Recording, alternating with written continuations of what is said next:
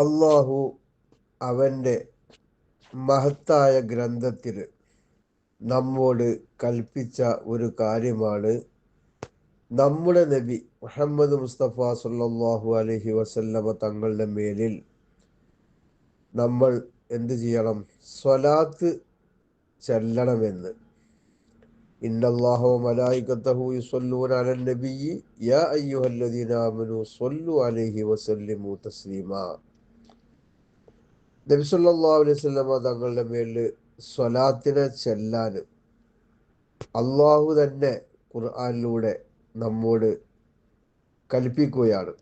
നബി സല്ലല്ലാഹു അലൈഹി വസല്ലമ തങ്ങളും നമ്മോട് സ്വലാത്ത് ചൊല്ലാനും അത് വർദ്ധിപ്പിക്കാനും പറഞ്ഞിട്ടുണ്ട്. മുത്ത് നബി സല്ലല്ലാഹു അലൈഹി വസല്ലമയുടെ സേവകനായിരുന്നല്ലോ അനസ് റളിയല്ലാഹു അൻഹു.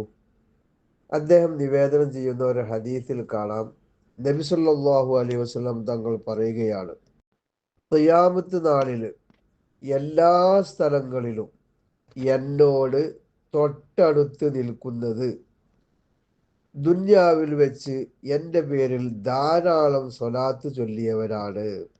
മാഷാ അല്ലാഹ്. നമുക്കൊന്നും നബി സല്ലല്ലാഹു അലൈഹി വസല്ലമയെ കാണാനോ അടുത്തിരിക്കാനോ അവസരം ലഭിക്കാത്തവരാണ്.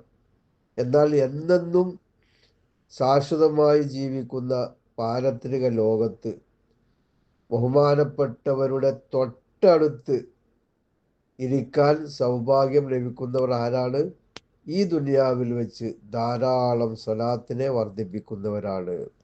പറയുന്നു, വെള്ളിയാഴ്ച പകലും രാത്രിയും എൻ്റെ മേല് 100 സ്വലാത്ത് ചൊല്ലിയവർക്ക് 100 ആവശ്യങ്ങൾ അള്ളാഹു നിറവേറ്റി കൊടുക്കുന്നതാണ്.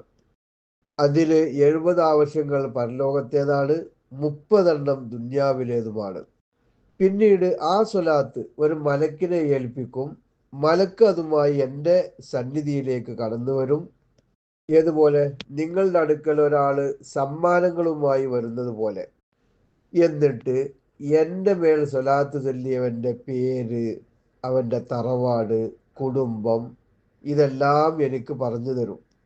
ഞാനാണെങ്കിലോ അത് എൻ്റെ കൈവശമുള്ള ഒരു വെളുത്ത ഏടിൽ കുറിച്ചു വെക്കുകയും ചെയ്യും. സുബ്ഹാനല്ലാഹ്.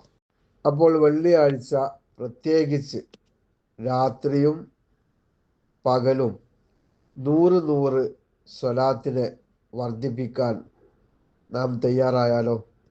നമ്മുടെയും കുടുംബത്തിൻ്റെയും പേരും തറവാടൊക്കെ ബഹുമാനപ്പെട്ടവരുടെ കയ്യിൽ ഉണ്ടാകുന്നത് എപ്പോഴും നല്ലതല്ലേ?